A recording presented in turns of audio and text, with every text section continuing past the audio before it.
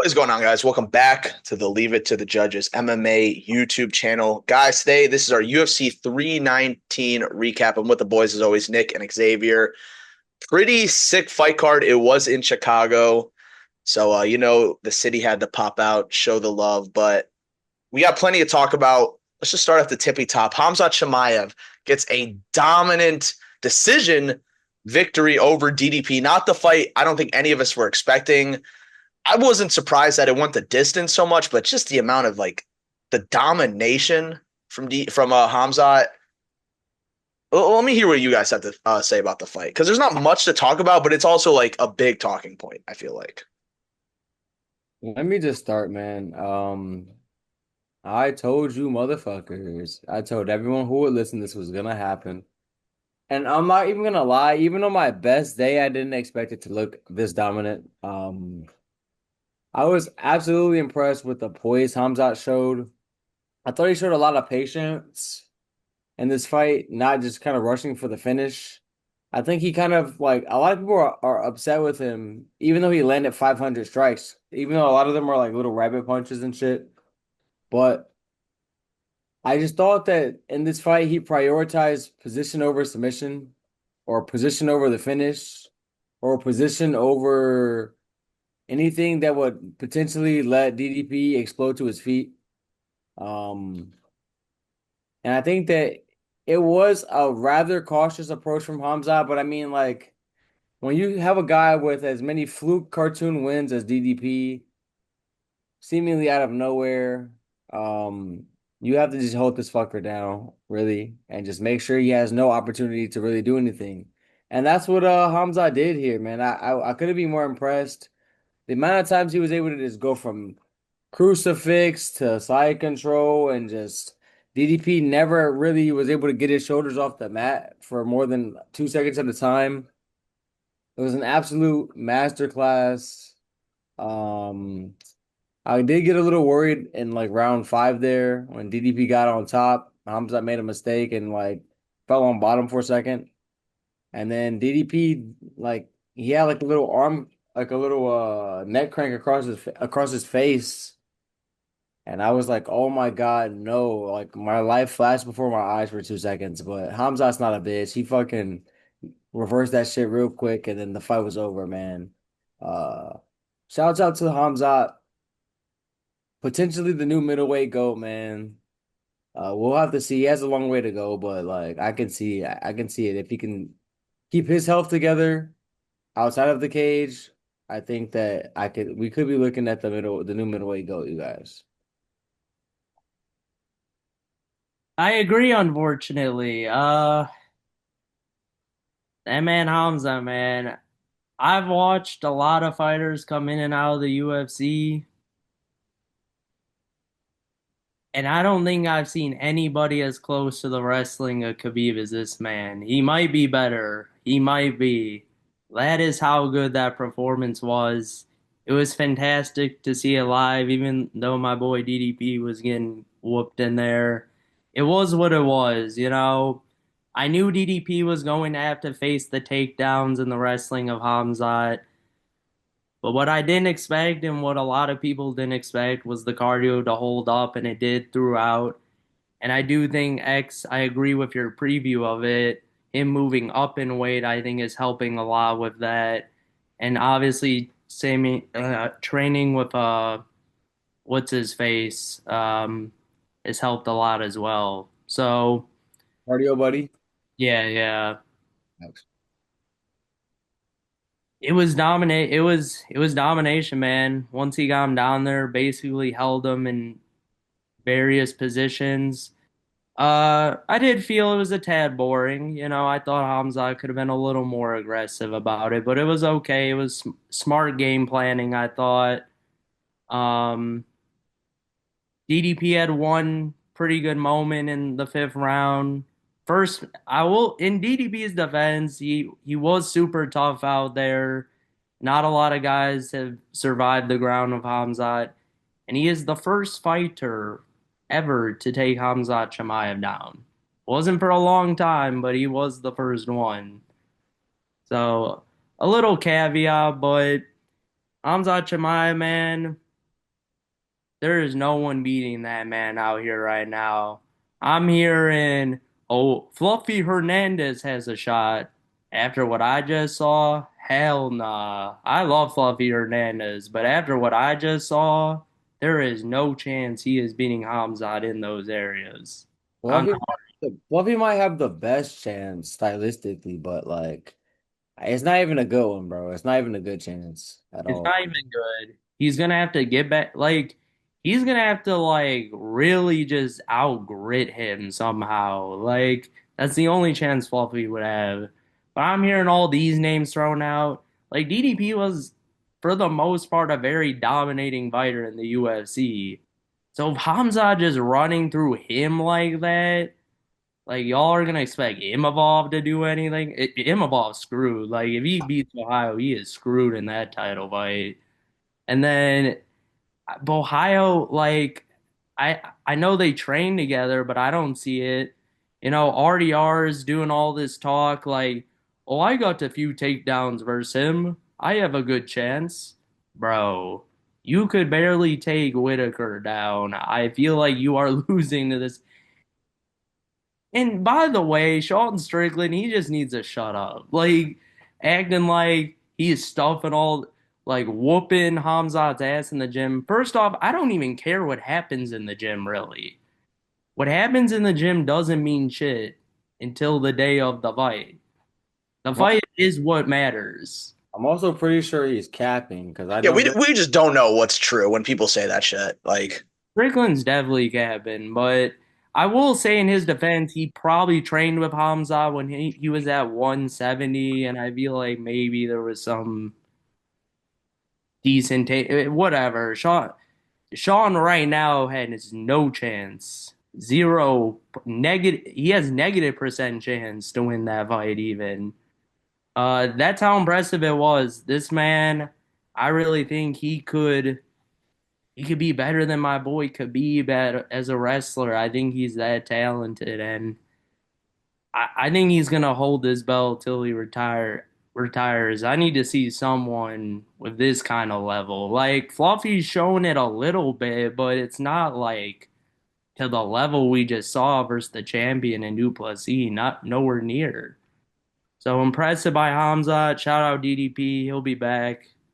We'll be back and at it. yeah, definitely. With Hamzat, man, well, like, yes, it was boring. I see a lot of people complaining about it, but I was geeked. I was fucking geeked. I don't give a fuck. Either you were a DDP supporter or a casual if you did not like what was going on in there. Just watching how if you know how dominant and how strong Drickus is and how resilient he is, then it is entertaining. There was something entertaining about watching him just be able to do nothing against Hamza. Like I was just mesmerized at like the way that Hamza was able to control him so much on the ground. I never could have foresaw it. I thought that it was going to be a lot more scrambles, and I think that that's also a part of like what allowed Hamza's cardio to look so good. He never was even breathing hard, really, even in round five. And I mean. It's because he was never really in bad positions or in uncomfortable positions. The same way like strikers, if you like let him strike from range, like let's say like MVP for example, if you let him strike from range, do his thing, he can do that for 5 rounds easy. You know what I mean? Now, if you're clinching him up, grappling him, making him carry your weight, he might be a little huffy puffy by like round five. You know what I mean? Round four. So cardio also has to do with comfortability in there. And I think that in this particular matchup, like while we've seen that Hamzat has 5 round cardio, of course, and I'm not really concerned about that going forward. I think that we could see a version of, a championship fight with Hamzat where he is pushed a little bit more in the grappling or maybe forced to stand on the feet for a little longer. And then we might see him gas a little bit more just because when you're not in your comfort zone, like it's a lot more tiring. So, what I was saying is I don't think the fight was boring, and he dominated. So whatever. I was just expecting such like a fucking war between the two. But hey, Hamzat dominated. Even if you want to say it's boring, all the all-time greats have a couple, boring fights. Habib, Silva, like GSP, they've all had boring fights. But yeah, I didn't really think this was that boring. But let's talk about the competition at 185. You guys kind of touched on it. There are four major names. We got Bahayo, Imanov, RDR, and Fluffy. I'm gonna let's rank them 1 through 4. How we feel, who has the best chance against Hamzat? Who are we putting at 1? Who has the best chance to beat Hamzat? Or we can start from the bottom. Who has the worst chance? Worst is easy. Okay. Worst. Okay, go ahead. Who has the worst chance? It's Probably it's him evolve. It's him evolve. In terms of a wrestler and grappler, he is the worst one out of the four. Wait. Who are the four? Who are the four? RDR. Bah- Bahayo, Imanov, RDR, and Fluffy at middleweight. I'm gonna say, Explosive RDR, but RDR has the worst chance. Okay. I just think that RDR has nothing in the physicality or striking department that's gonna really worry Hamzat. I don't think his little chippy knees to the body, clinch work style, like he's very clinch heavy, grind on you with knees to the body, kind of grind you out. He doesn't have anything that's like one strike explosivity that would like I think the one thing that's gonna take Hamzat out if he's ever gonna lose, I think it's gonna be someone that like just booms him, catches him with something. I think he's like in that Marab territory where like his grappling pressure and like it I don't see anyone just outworking him based on what I've seen. You know what I mean? I don't see him like losing a decision. I don't see him just losing several rounds based on what I just seen. So it's gonna take someone who could potentially snipe or catch him with something to beat him. And I just don't think that the Ritter has anything that with that kind of pop on it. So I think he has the worst chance. And especially because like he likes to clinch up, which is just gonna feed right into Hamzat's hands. He's just gonna take him for a ride every time. And if I'm honest, probably sub him on the ground, to be honest. So the uh, only thing I'll say about RDR, the reason I have him Each. over Imavov slightly is championship experience and the fact he is pretty good off his back and he is a big boy off his back. Like he will be bigger than Amzad in there. Maybe not in like the Smith, muscles, but height wise, he will be the bigger man. So he'll have those long legs kind of going around. I do expect him to be a little better on the off his back than DDP, like a little bit, but I mean, I get what you're saying. I think there's no threat on the feet, and that is a big issue. But Imavov, like, I just see Imavov getting taken down right away, and yet no defense for anything. I feel like at least RDR can defend a little bit. I, at this point, I think all four are screwed. I'm just thinking who is the best chance, yeah. best chance to not be screwed. So I just Imavov I don't think has a lot off his back, honestly. I think he might get finished instantly. I think D much off his back, but like he has kind of like that Derek Lewis factor to him where it's like I think that even RDR doesn't have this, even if he's more skilled off his back than DDP. DDP has that like strength factor of like I can just explode to my feet if you give me a chance type shit. And I just don't think that RDR has that kind of explosivity, that kind of like get up ability. I think he's more lanky. He's more liable for me to just get tangled up on some defensive jujitsu typey positions where he's like kind of like maybe limiting damage a little bit, but like kind of still keeping himself on the bottom, which I just don't think is smart against Hamza. Like I would take my chances with the Derek Lewis guy who we've seen like over 5 rounds, Hamza couldn't finish him just because I don't want to call it scared, but just being cautious in terms of like losing position because DDP, if you give him a chance, can spring to his feet probably. So I get what you're saying about he's a little better on the ground skill wise, but I do think that DDP and some of these other guys, like even like a Ohio, I think has more strength and like explosivity to him. So I would rank him a little bit of a better chance. I think he might have the best chance to beat him or Fluffy. Ah, Ohio. him I or got I think Ohio though. real. I would go Fluffy, but and that's weird. Like I'm picking Imanov the big Bahio, but I feel like Bahio is a better matchup for Hamzat than Imanov would be. Exactly. But oh, I'm, it's so tough. I'm taking Ohio too, but like I get what you're saying. I get the logic for sure. The people that have had the most success against Hamzat being Burns and Usman, it kind of just clicked in my head. They both have like significant training on the ground. That's what I was And gonna. yeah. Also, that was a previous Hamzat. Hamzat has obviously improved, but like Usman, obviously the wrestling credentials are actually insane. Like arguably a top like 5-10 wrestler of all time in the UFC. And then Burns is just especially the Burns back then is just a savage on the ground. Like you're not subbing Gilbert Burns up. You're not gonna get like 20 takedowns on prime Gilbert Burns. And I don't know if any of these guys, maybe Fluffy, but have that kind of wrestling pedigree. They don't. I think Ohio has a little bit of it, but I do think Ohio, like, he does love to mix it up and stand. And I think Fluffy is the most likely to, like, train the hardest for the wrestling because he's just a natural wrestler and doesn't do much else either. Well, So yeah, that. No, go ahead. I Sorry. think scrambling wise, he would be the best at scrambling in Okay. certain positions, but it I think he's at a very obvious like physicality disadvantage that I can't ignore.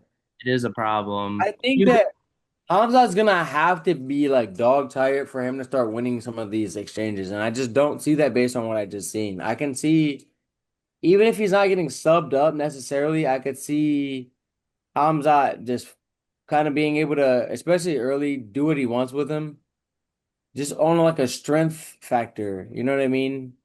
And I also think that he's probably gonna be able to. I could see a world where he could sub Fluffy up quick, not like quick, but like within the first 3 rounds.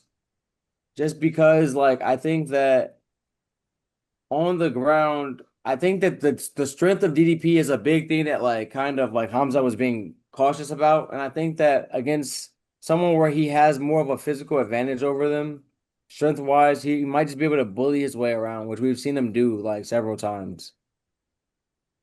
Yeah, I'm just trying to think in my head like the perfect fighter to put up against Hamzat. I can't think of anyone like active at 185, but like just off the top of the dome, like I feel like I'm not saying you'd beat him, but like a prime Robbie Lawler would be like a perfect matchup. You need someone who can compete in the wrestling, get those stuff those takedowns, and just like wail on him on the feet. Because I feel like Hamzat's still vulnerable on the feet, but obviously it doesn't matter because we never get to see it because he's wrestle fucking everybody. Sure. Let's move on to just DDP really quick. Just tough, man. Just so tough. I was expecting a war from him, and he showed moments of like very few moments in the fights. Like I don't know. I was just very disappointed with DDP as impressive as Hamzat was. I feel like I don't want to say DDP didn't come to show up because Hamzat's a savage, but like after all that shit talking, the build up, I thought it was gonna be a fucking war. I was disappointed with DDP. The one thing I was impressed with DDP about was the fact that he never looked like he gave up on himself in there, which is very easy to do if you're just getting mauled and crucifixed at this man's will for 5 rounds. Every time they came out like off the stool, he looked ready to go. He looked like he had that fire still in his eyes, you know what I mean? Like he was still there to fight to the end. And I mean, one when you know that you can win by cartoon bomb or fluke at any given point. And he almost, I mean, I don't want to say he almost won, but he had a little opportunity, he had a little moment. It presented itself in a little bit of a way. So it's like that's a test, like that never would have presented itself had he given up on himself in there. So I mean, I'll give him props for that, but I do think that in terms of his first and second order like takedown defense, like it really isn't where I even thought it might be. And I think his coach even said after this fight, we're not pushing for an immediate rematch because like we need to work on our wrestling before we, pursue that. And I mean that's smart because I don't think that there's anything that in an immediate rematch in a in an immediate capacity, I don't think that there's anything that he could do to bridge the gap. Him being DDP to bridge the wrestling gap, that it was so vast in this fight. Yeah, I mean, DDP is my boy. I was disappointed. But look, man, it reminded me, I said it going into the week, reminded me of Islam versus Charles. I understood the situation and it happened, you know. I will say, first man ever to take Khamzat down. Not even the great Usman could take Khamzat Chimaev down. So that's all I'm saying. DDP got that one takedown in there. But disappointing, only about 10 significant strikes, I believe, the whole fight. Um, Not much. I mean, Hamza didn't have a lot significant either. He had a bunch of rabbit punches, which I think might be fake stats. I don't recall 500 being thrown out there, but we'll let him get away with 500 and whatever. Hey man, I think that when he was in those crucifixes, he was just tapping his forehead a bunch, to be honest, and Little like a door. tapped his eye socket a little. You know what I mean? Dotting that eye up with rabbit punches. Yeah. It was disappointing, but he never gave up on himself, man. He at least like there were moments he got back up once or twice, right? And then immediately got take there was like one or two Yeah, moments. I know he got stood up, piece of shit ass ref, bro. Mark Yeah, Yeah, Jackson, that was whack. That was whack. that's Just really, we whack. don't got to get in on it, but that was whack. Yeah, super whack. it was whack. But yeah, disappointing, but I think we'll be back fine. I don't think we're as a DDP fan, I will admit I don't think we beat Hamzat at this point. It will have to take a lot. But DDP is the only one I think with a chance just because I think he's a guy that gets it done in certain moments where I don't feel like the rest of these guys coming into a title fight have any finishing potential really, to be honest. Like they're not the biggest finishers in the world. Ohio, Imavov, and all of them, they're all kind of decision merchants. And after what I just saw, you ain't beating Hamza in no decision. So, I think DDP has the best shot still, even though he got completely fucked up. There, there's some positives to take away somewhat, but it was disappointing for sure. I got one more thing to say before we get off this fight, man. Move over Robert Whitaker because middleweight has a new gatekeeper, baby. Woohoo! Woohoo! He's Damn, he's gonna be the Max Holloway of this division, man. I think he's gonna fucking I could see that. for the most part, outside of Fluffy, I kind of would favor him against most people. And I think that he is not gonna have a chance against Hamzat. So I think he's just gonna be right there until he inevitably has to go up and try to fight light heavy for another shot at gold. Which I mean, You know what? I wouldn't. Ooh, you know what? Maybe moving up to light heavyweight is the move, y'all. Get a second belt. Bigger status, more status as the double champ. I kind of like that sound better, to be honest. But he has a lot of fresh matchups at middleweight. I think he'll stay there, to be honest. But Yeah, for sure. I think he'll stay there. The All right, thing, the thing is, he hasn't really ran through his division like that. You know what I mean?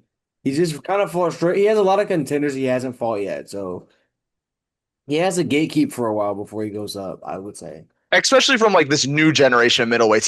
He has huge wins against like the previous generations of middleweights. Kind of cleared them out, low key, the former champ. So like, I would love to see RDR in that Max Holloway position, and that is not an insult.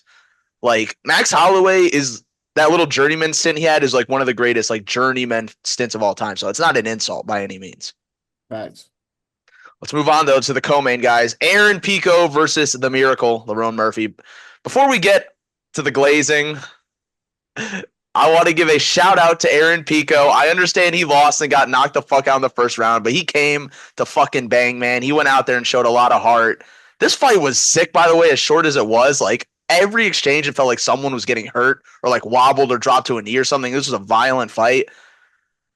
But I forgot who broke it down. It was DJ or something. He's throwing all those punches. He's throwing all these like the head body. He's just too. He left himself open. He was throwing too much. He didn't see the elbow coming. Lerone gets a huge dub. Apparently, he's fighting Volk in December. What did you guys see on Saturday? The co-main.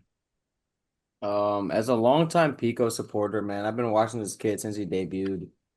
Um, a big problem that he definitely has is he doesn't really move his head off the center line enough.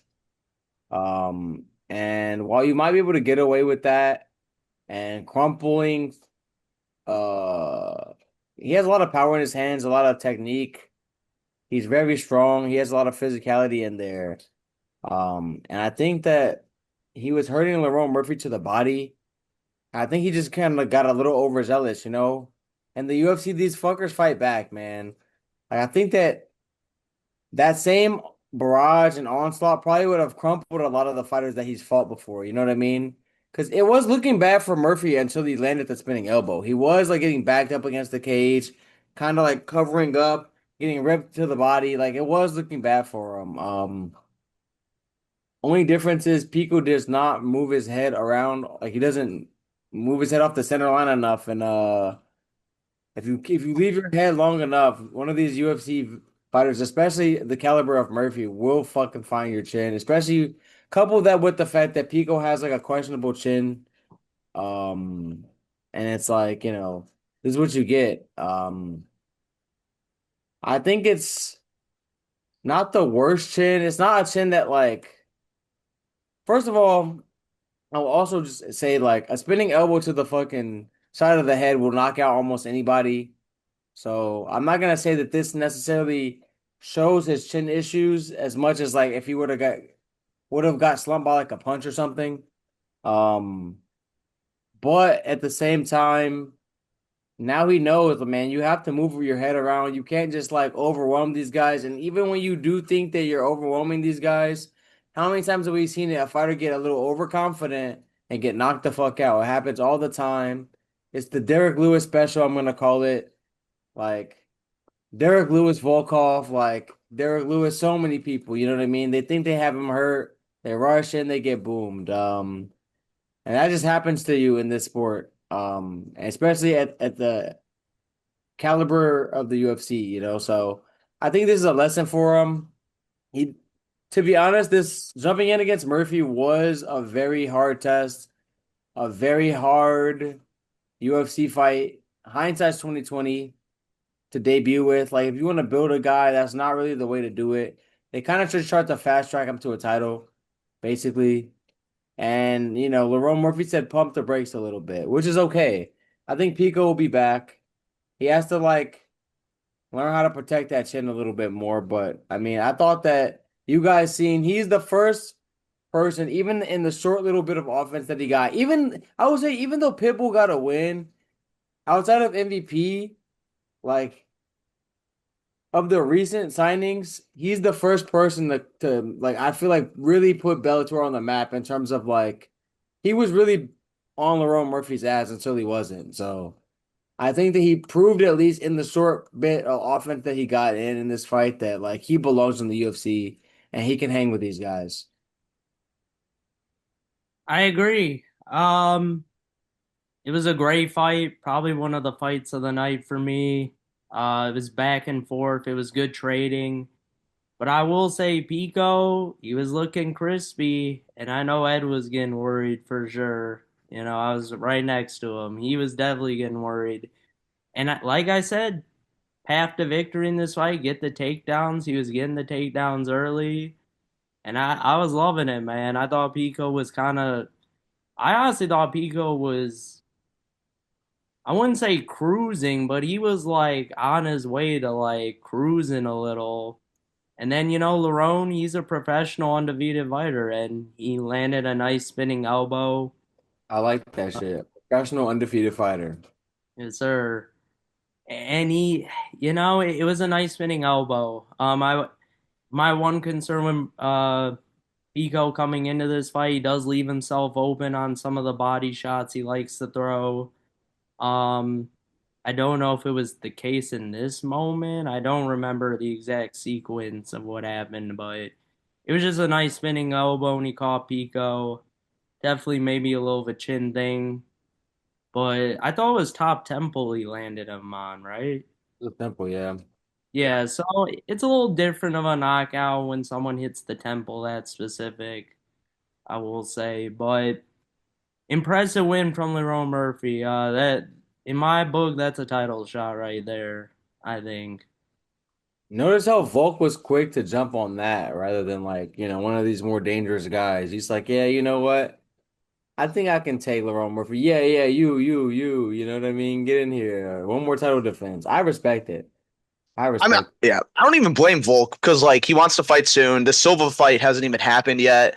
I believe that's UFC no chase. So it'll happen sometimes next month. And bro, Evil Love, I He, hate to be this guy, but what's up? he's hurt. Yeah, he's on not bullshit, but like, dude, it's time to move on, bro. I'm sorry, it's just time to move on. We've tried to get him a big fight, like I don't even know how many times this year. And low key, Lerone Murphy, look at the resumes. I think he deserves it more right now, especially coming off a huge dub like that, a crazy finish like that. I love him in Volk. I think that is a super fun, interesting matchup. Like you said, it's winnable for Volk, but at the same time, after that, now there's a lot of danger with Roland Murphy all of a sudden because obviously he was looked at kind of as a decision merchant, but now Volk's a little chinny. He got knocked down in his last fight. I feel like there's a lot of intrigue there. it. So yeah, why not give him Murphy in December, and the winner gets Silva probably or Evelev Or Evil, but like we or know Evelev. it'll be Silva, you know what I mean? Respectfully, we know it'll be Silva. Um, I mean, yeah, I mean, it makes sense to me at this point. You can run, yeah, that makes sense to me. I mean, clearly that's what's gonna happen. Dana damn near confirmed it when they brought it up at the post-fight presser. So he was like, I love it. So well, all parties involved want it. It'll happen.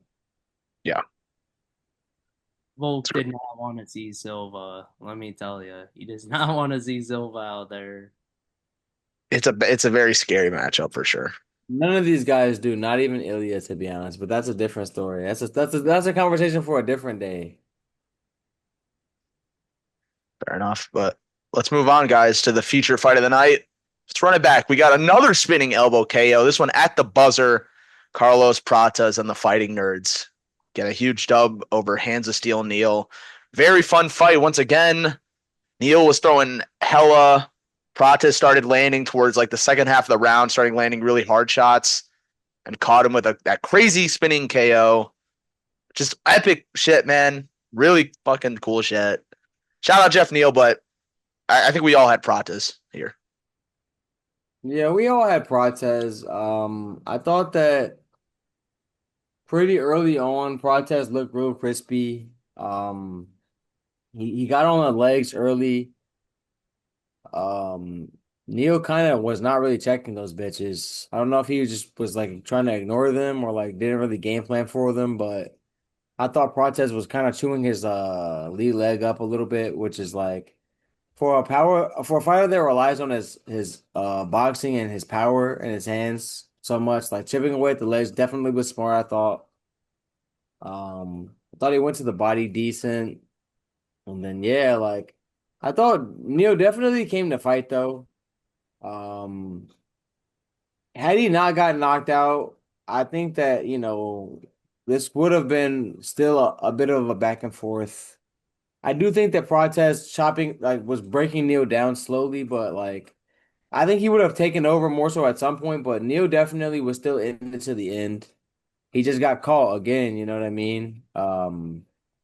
Damn near what inspired Lerone Murphy, to be honest, probably like it's crazy that like there's only been I think either 8 or 10 spinning elbow finishes in the UFC history, Yeah, and two of them were like back to back within like a span of 10 minutes. that's That's actually, yeah, that's insane. crazy work. Yeah, I agree with everything said.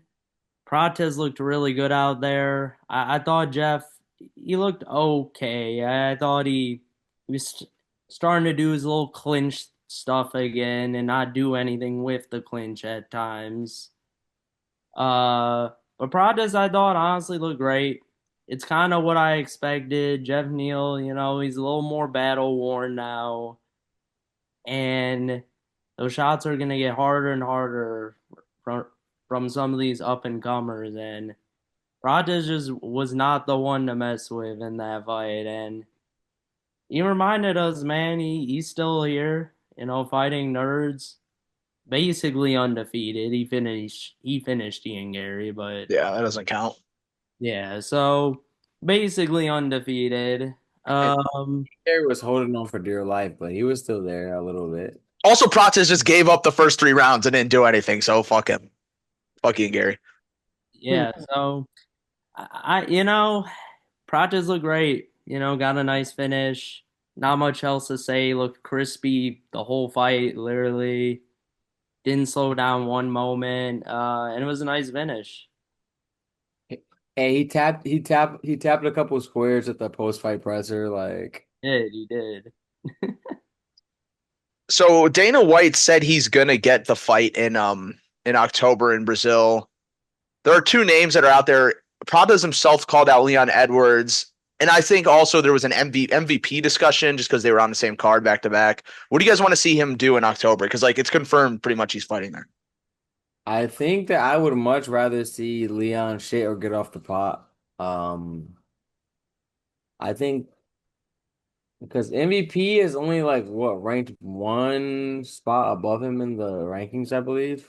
Like I don't think he's ranked that far ahead of him. Mhm. So like I think he's trying to actually make a title push here and like get himself in that mix, in that real title mix, you know what I mean? I think that I would much rather see him fight your boy. Uh I think it's time for Leon to shit or get off the pot. I think he's had adequate amount of time off to be occupying such a high ranking spot. And I think that it's time that he's tested. So that's what I would rather see.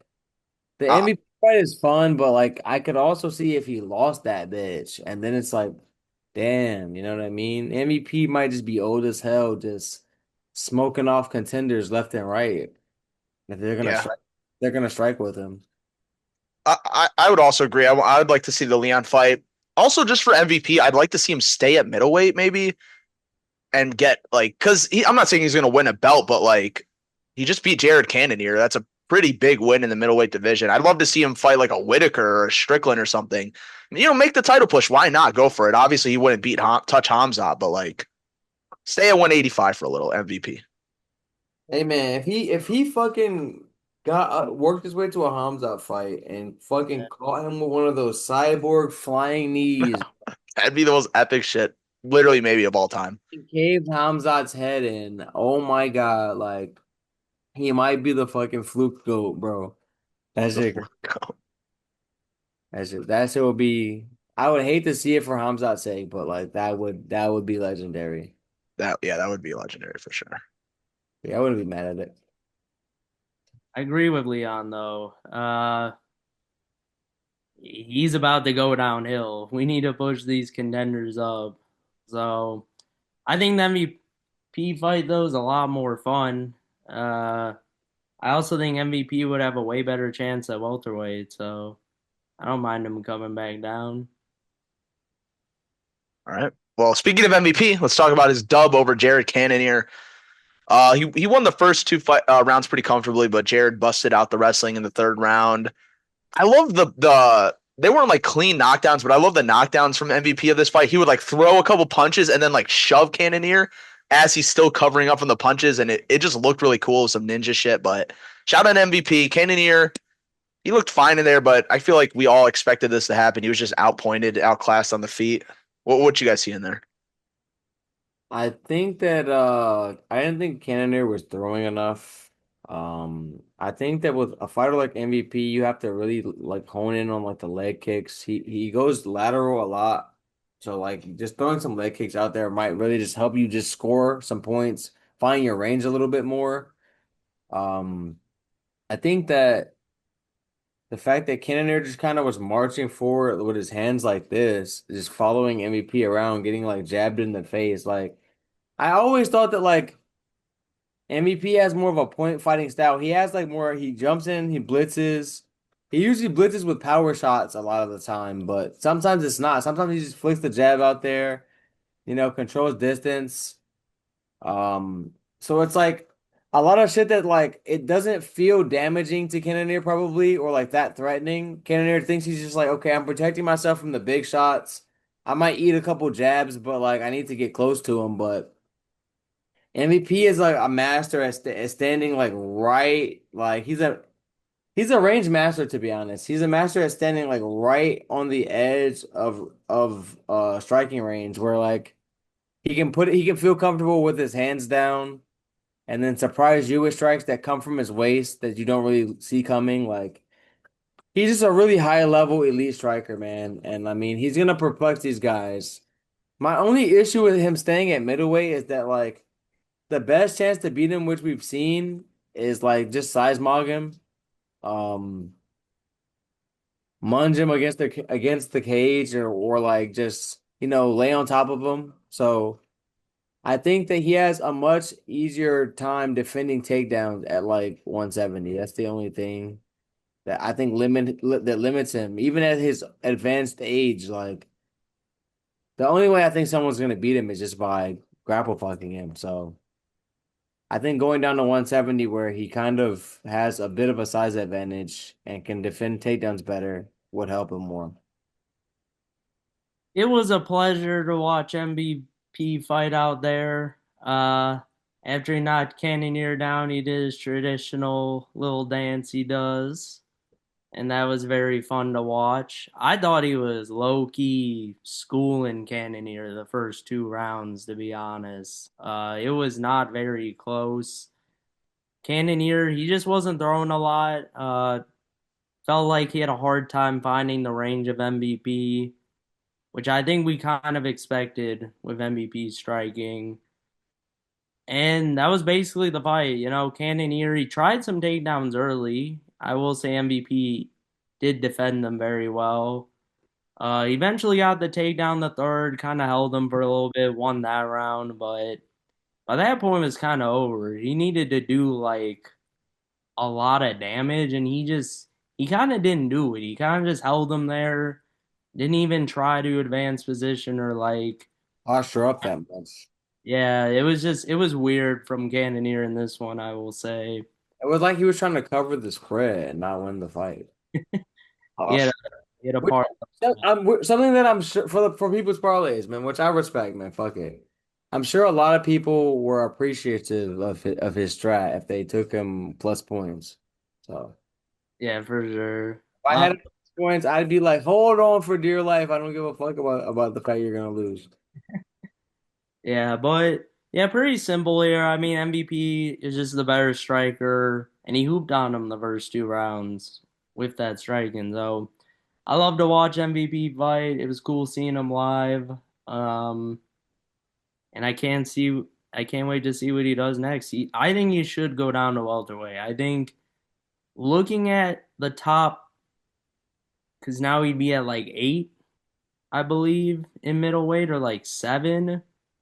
And that's like right below Fluffy Hernandez, like in that area. So my thing is the matchups just would be bad for him, I think. Okay. Forward. I maybe beat Ohio, maybe matchup wise, but I think Fluffy would be like a terrible matchup for him. What do you guys think about MVP versus like Whitaker and Strickland? Like the older guard, still at the top of the division, but Okay, he would beat the crap out of Strickland. Let me tell you, first year. I actually think he beats the crap after what I just saw from Whitaker. I think he beats the crap out of him too. Those are the only two. Like, okay, he could get a quick. I would love to see him fight Izzy somehow. Like that would oh, be. is he too? Yeah, like that's a fucking sick fight too. I want to see that before they retire. That's what I'm Like saying, bro. Stay at middleweight. there's no reason to not run that one. But I'm just saying, okay, it depends on like how you're trying to book him though. You know what I mean? Because if Yeah, you are just trying to like book him more on some like fun fight the vet shit, like fight the people who are gonna strike with him, then I'm more for that. But if you're just trying to like feed him to the grapplers, then it's like I don't want to see that. Because I just don't think there's any realistic way he gets to a title shot either division. So why not just put him up against like fun fights? And I feel like he's in a better position to do that at 185 than 70. maybe, yeah. Yeah, I might agree with it. I don't know. It, he could go to either one. MVP can do his thing. This man's a beast. He's so fun. He could do whatever he feels. Would you not favor him against Buckley though? That's what I mean. I would probably have to take Buckley. I'm just going to assume Buckley's going to wrestle. I'm just thinking that like the contenders at middleweight, the four we listed, I see a version where they all beat him, maybe outside of Imavov. No, I agree. I think all of them are pretty terrible matchups. I would definitely pick Imanov to beat MVP. That's why I'm saying you match him against Izzy, Strickland, and Whitaker. Avoid the new guys. I see what you're saying. It just like MVP is still trying to get a title out here. Okay. I mean, at least from what he's saying, maybe he doesn't care that much about it, but I think he does. And I think he wants the title. That's kind of how I'm operating, and I'm just trying to give him the best path I see. Okay. Even though because like let's say like, bro, you don't think he has a chance against JDM? Like, striking wise, yeah. right? I'm saying like, let's Well, let's say by some miracle he gets past Islam. Like, you don't think the MVP has like a better chance against him than Hamza? Like, come on, I think that's very clear. I think that's very clear. I see what you guys are saying. I feel you. I feel you too, Ed, though. I do think those are fun matchups. No, exactly. If they're gonna book it the way you're saying though, like, and not really make him have that much of a title push, I do think that I would rather see him fight against those middleweight old heads. Definitely. So yeah, I guess there's two paths for him, and MVP. He's a smart guy. He'll figure it out. Oh God, guys, let's go to the opener of the card. We got Clark. I want you to talk about this first. We got Kaya Sakura versus Tim Elliott. Pretty much everyone picked Kaya Sakura to get a dub here off his L against Pantoja. We thought, going from a top 5 pound for pound guy versus Tim Elliott, he should be good. But hey, man, shout out to Tim Elliott. He proved us all wrong. Break it down for me, Clark. I guess he did because of the. Okay, man. First off, Kaya Sakura, he needs to get cut immediately from the rules. I said in the preview, if he gets finished by Tim Elliott, it's an immediate cut. You cannot be going from a title shot all the way down to Tim Elliott and getting finished out there. That's exactly what happened. Again, Yeah. in the same fashion, he just kind of got out wrestled a little bit and he got mounted guillotined. It was just bad, bro. I'm like, how do you not learn from Pantoja? Where I thought he almost did better in the wrestling and grappling there, even though he got finished early. I thought he tried a lot more. Like Tim Elliott kind of easily got him down. Like it was just weird to me. I will say when they were on the feet though, Kai was banging on him. Let's not get that wrong. He definitely was landing some good shots on him. Maybe he just doesn't have the pop. I don't know. Like this dude's supposed to be like a bantamweight too, so I don't know where all this power is. I'm not seeing it really out there. And Tim Elliott just kind of wore it off, and with his herky jerky movement, and his old ass had 20, whatever his record is. So I'm somehow able to get 2 takedowns, held him completely down. I believe he lost both rounds, if I'm not. No. I thought that Kai won round 1, and then I think at the very end, It was a takedown late. Okay. you got to take down. Yeah. That just kind of changed the momentum. I felt like, going into round 2, Tim was like way more on his ass. I felt like. Yeah, I forget when the takedowns really happened, but that was the story of the fight. Kaya Sakura could not get back on a takedown and got easily submitted. Went easy into full mount, got the mounted guillotine pretty easily. I thought it was too easy. It really was, and Clearly grappling deficient a little bit. yeah, like, and I just, it's a bad look, man. I'm sure they'll give him one more fight. Who? He's ranked 15. Who's he gonna get? Oh my God. Let's look. Let's see. A striker, like you have to give him a striker, bro. Like that's it. This point, Give him Steve Erzik, bro. I was just about to say, Fuck it, where is bro. it, bro? He can Fuck it, dude. He'll knock Erzik's ass out. Fuck it, dude. See, I don't even know. I think Usyk might just wrestle him. Like I I think could see he might that. the tape. Ursay should just take him down and sub him up if he knows what's good for him, bro. I think he might. Usyk has like so much skill with his boxing and like no chin to like support it, bro. It's crazy. It's very unfortunate. It's very Johnny Walker, bro. Johnny Walker has so much to give on the feet, but he just can't. His chin just can't take anything in return. Yeah. Days, bro. Um, anything else on the main card, guys? No, we can go to these prelims a little Yeah, let's bit. talk about these prelims. There's a decent amount to talk about. Um, We can start with this Bangasur yeah, we'll just start there. Why not? uh, Surakayev. Yeah, Surakayev. Big Bro, biggest favorite on the card. Man, round one was electric. He got his lick in with the wrestling, but Nolan was so game, man. He was out there. Oh, God, I don't want to butcher his name, but Boss Bisengur was smiling at him and shit. But Nolan, he wasn't falling for those games, bro. He was throwing back hella. And then I think it was a leg kick that hurt him in the second round. Fair play, man. He Nolan got his legs taken out and just couldn't really defend himself. But both of them got UFC contracts. Shout out both of them. shout out both of them, man. I thought that I didn't realize that Surakayev came into the Contender Series fight on 4 days notice. Yep. And then so that means that he took two 4 days notice fights in 8 days. That's insane. That just shows you like when you're the main training partner of Khamzat, like you've probably seen it all. You've probably been through it all in the damn gym, and you're not worried about these little scrubs, bro. I think that he, I think that this fight was a lot closer than it needed to be. I thought that Surakayev was not really taking Nolan seriously in round one, and it was leading to him getting pieced up. He kept trying to be on his showmanship shit. And then Nolan came to fucking bang. He was knocking him, he was like rocking him a little bit towards the end of that round, especially. And I thought Nolan actually took round one in my book, but he kind of stole that bitch, just because Bangasur was fucking around. I think that were he to come in more serious, I think it could have looked a lot more crispy than it did. I think that he just was a bit caught up in the moment. Like, you just fought the Apex. Now you're fighting at a pay-per-view, sold out pay-per-view in Chicago. You know what I mean? On the same card that your boy's about to win the title. Like that had to be a big moment for him. He was goofing around a little bit in there. Fair play to him. He's like 25. He'll get a little more disciplined, but I think that he has like some unlimited potential in this division, man. I think he can definitely be top five one day at least, bare minimum. Shit. Okay. I agree. I mean, he has that potential for sure.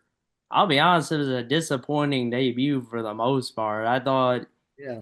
he was being lazy out there, and now knowing it was a double 4 days notice, I'll give him a little more credit to him. Maybe he might have been a little more drained. Uh, but yeah, I mean, at first, Nolan was kind of working it on him. I thought he was getting some nice shots off. He obviously cracked him at the end of round one. Nolan came to fight. I was actually way more impressed by him than I thought I would be. Um, but yeah, so as soon as the second round started, uh, Suzurkayev got on the leg kicks right away and really just chopped him down and worked to the body well as well there. Um, he did his thing, and he got the takedowns for sure. Training with Hamzat, the takedowns looked pretty good. Seems like a good all-around fighter for the most part. So he is a dangerous man. What this is at middleweight as well. So he definitely seems dangerous. I will say he's definitely probably the biggest contender right now at a middleweight that I could think of at the moment. He's got the most hype right now, I think, for Really? sure. I can see a path where like while he rises, Hamzat reigns for like 2-3 years, Oh, that'd be a cool story. and then I think he would like I think Hamzat would like go up for like, go for his other belts that he like his own ambitions, the 205 ambitions. And then like let Suzukayev take this division over type shit. That's kind of the path I see. Just because we know Hamza wants to switch divisions. He's made that very clear. And then he also was talking about like he thinks that Suzukayev can be a future champ type shit in this division. So I think that with them being main training partners, I don't think that they will want to fight. Hamza might just be a crazy fucker, bro. Like fuck it, like I gotta put you back in your place one final time. But which I'd be down for that narrative as well if it came to be like, down the line. So either way it goes, I'm cool with it. And I look forward to seeing what this kid's got going forward. For sure, for sure. Well, let's keep moving down the prelims. We could just go out a little out of order here.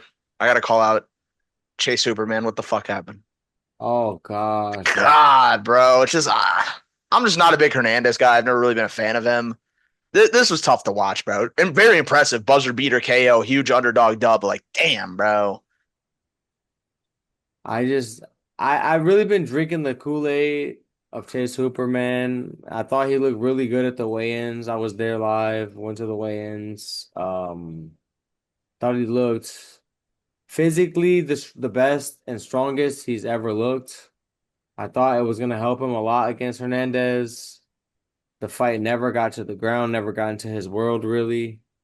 Um, and I just think that like he clearly has chin issues. And I mean, against these guys who are not gonna really clinch up with him and like initiate the grappling, I think he can just continue to see these problems.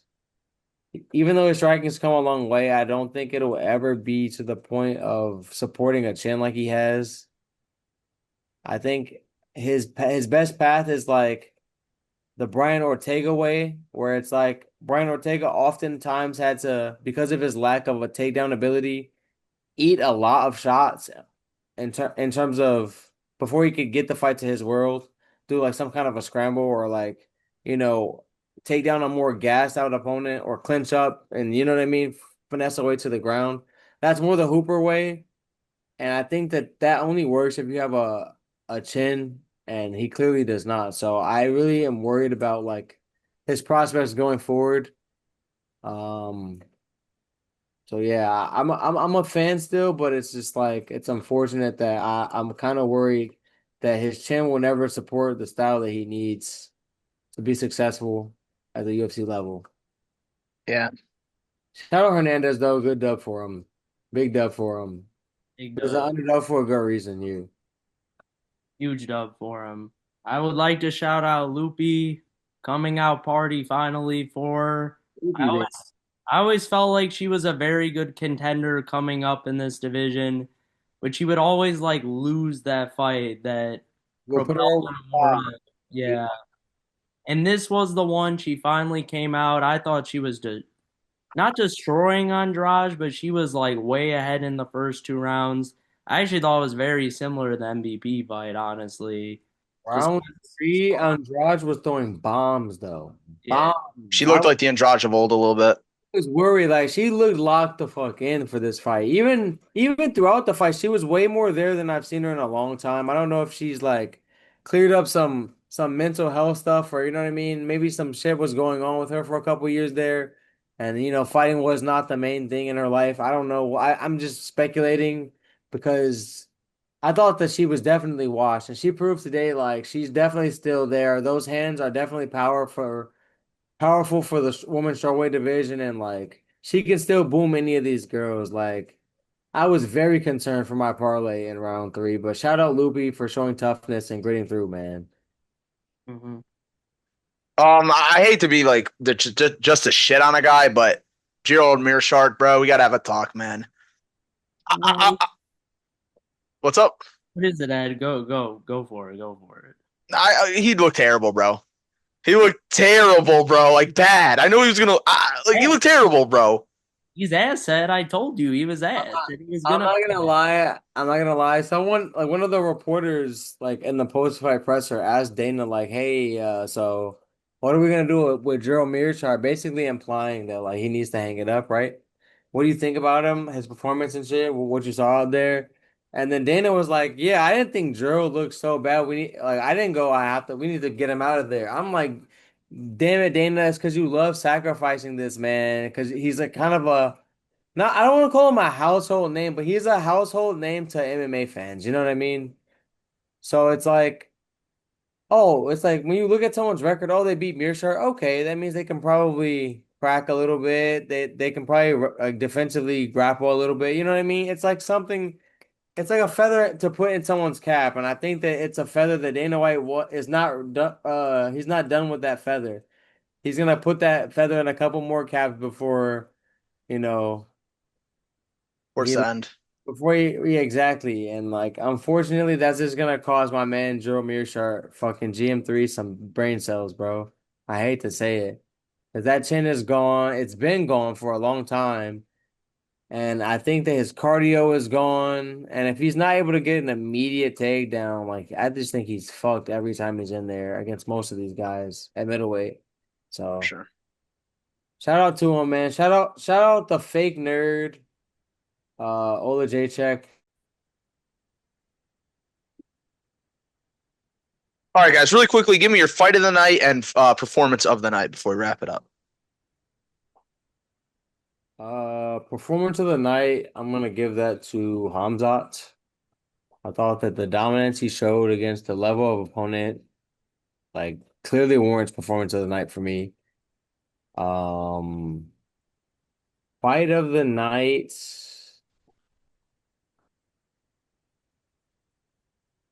Mm, One sec.